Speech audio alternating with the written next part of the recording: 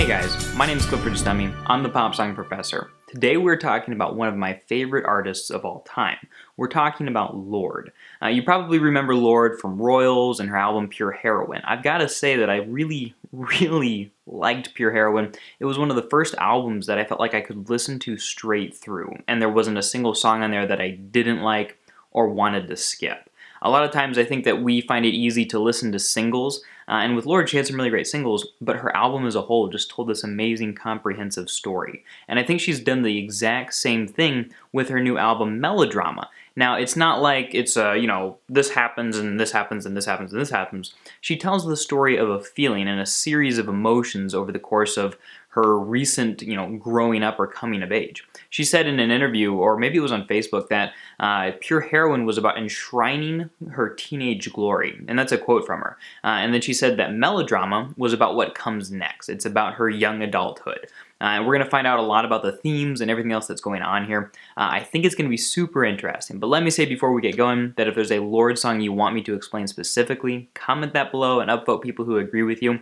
And maybe we can make Lorde Wednesdays a thing again. Also, check out my podcast in the description down below. I'm going to be releasing a podcast reviewing and explaining all of these songs in more depth pretty soon, or I have already. You should definitely check that out. It's going to be a lot of fun. Alright, so music isn't necessarily my strong suit when it comes to analyzing songs, which is ironic, but I like to look at the poetry aspects of everything, and we're going to do that in depth. But I do want to say, as far as the music goes here, that I felt like there were two unique sounds. A piano, drawn back, vocal focused style that you see on Greenlight and Liability.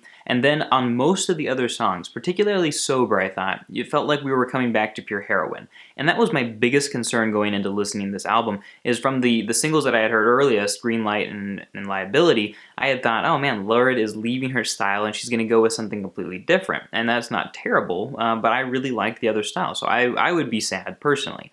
But it seems like she really didn't, and she came back with a lot of really solid anti-pop, sort of this drudgy, heavy, thoughtful reveries on some aspect of life that a lot of other people take for granted. And that's what the themes and the lyrics are about too. As far as the themes go, like I mentioned already, she's talking about growing up and coming of age, but in two particular respects. She talks about it in terms of partying, and she talks about it in terms of heartbreak and the ends of relationships.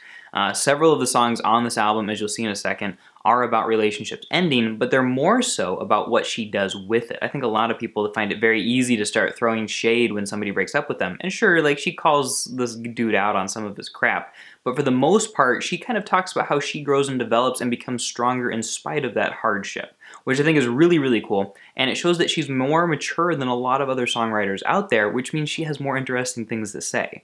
As far as the other one goes, partying, figures prominently in this album, and it's really interesting how she doesn't just go in and say partying is great or partying is terrible.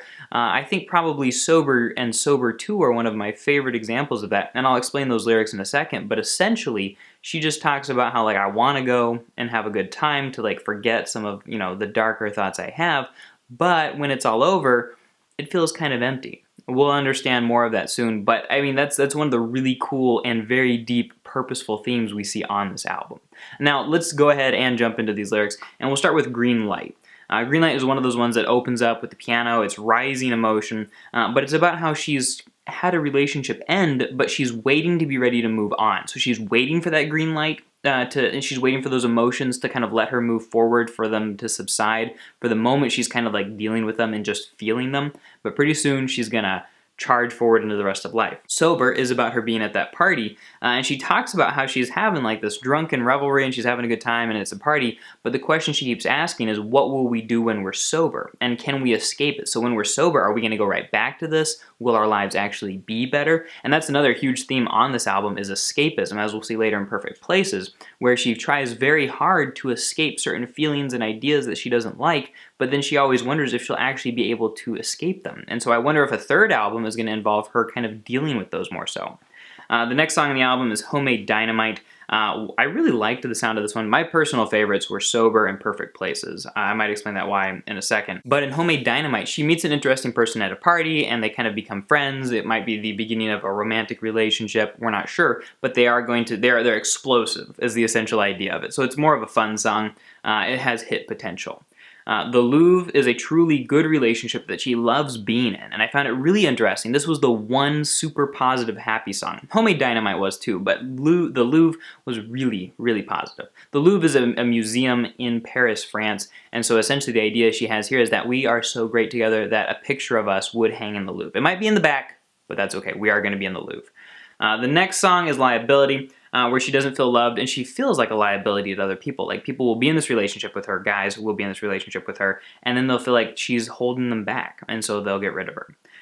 Then Hard Feelings / Loveless is actually 2 songs smooshed together. This one's about a relationship that's dead and then dealing with the fallout of feelings afterwards. It feels like in Loveless, she's kind of embracing those feelings and living in them for the moment. She sounds super bitter and angry and vindictive, but it's not going to last for long. Then we have Sober 2, where she talks about like the morning after that party that she had in Sober. So she was asking, what will we do when we're sober? Well, she's going to pick up champagne glasses and think about how all of this melodrama, as she calls it, is just too much for her, and she's not really sure that she wants it anymore. But it's implied within the rest of the album, and particularly in Sober, that she's going to go back to it. She's kind of caught in this loop until she can't escape.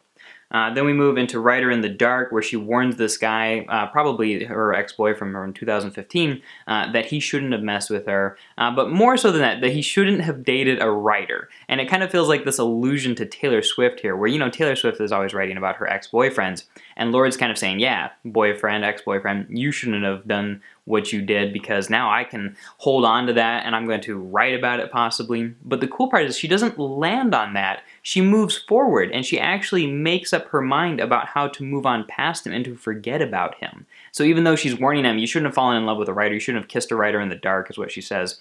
It seems like maybe not too much bad will come to him because she's found like this personal maturity and growth that will enable her to deal with the emotions. Then we move on to Supercut, which is a pretty cool song about romanticizing and the dangers thereof. Basically, Supercut is like a compilation of a lot of the really good portions of a movie or a series or something like that. And she's saying that she'll look back at her relationship with this guy and she'll think of all of the really good times. So she'll make a supercut of it and she'll reach out for it and really like start to want it back. But then as soon as she does that and thinks about it a little bit more deeply, it falls to pieces and she realizes that's just a supercut. It's not real. Like, there was so much more to this relationship that wasn't good. And it makes her feel sad, but it also kind of keeps her wishing for the good times. Then we get into Liability Reprise, which is just more sadness from Liability, just kind of still thinking about the idea of her being a liability to some people and wondering what that means for her. And finally, we have Perfect Places, one of my favorites, and it's because, again, she's romanticizing the idea that you can get to somewhere where life is perfect. And it could be traveling, it could be a state of intoxication, it could be a party, it could be people, but she concludes by asking what the F are perfect places. She goes through this growth process of wanting them, kind of doubting them, and now she's kind of just wondering, is this even possible? And so it's like she's right on the brink of maybe finding something real to actually hold on to, like some real conclusion. So if perfect places don't exist, what is the source of happiness seems to be the question she ends the album on. Or maybe not the source of happiness, but the source of contentment and being in a good place. So there's some really, really good questions being asked on this album. There's some really good music. I've seen a lot of people being very excited about this album. I saw more people being less excited about some of the early singles like Greenlight and Liability, but I have to say that she really pulled through and gave us some solid stuff, and it gives a context for Greenlight and Liability that might have sounded just like breakup songs, but she's taken all of this stuff and made it into this comprehensive story of emotion that just gives us this picture of what it's like to be inside of her head right now. But the good thing is that her head isn't an immature or stupid or shallow one. It's actually really insightful. And she comes up with some really good songs in here. Sober and Perfect Places and Writer in the Dark are probably my 3 favorites as far as themes and lyrics go. It's just some really, really good stuff. I recommend highly that you guys listen to this album and you think about it and you feel it. If you want to interact with my thoughts on this more, comment below. I'd love to hear your thoughts. And don't forget to check out that podcast on iTunes, Google Play Music, or on my website. You can download it. And it's going to be really interesting. It's going to be more in-depth and detailed on what this album was about. And I think you guys are going to really like it. Thanks so much for watching, everybody. I will talk to you next time.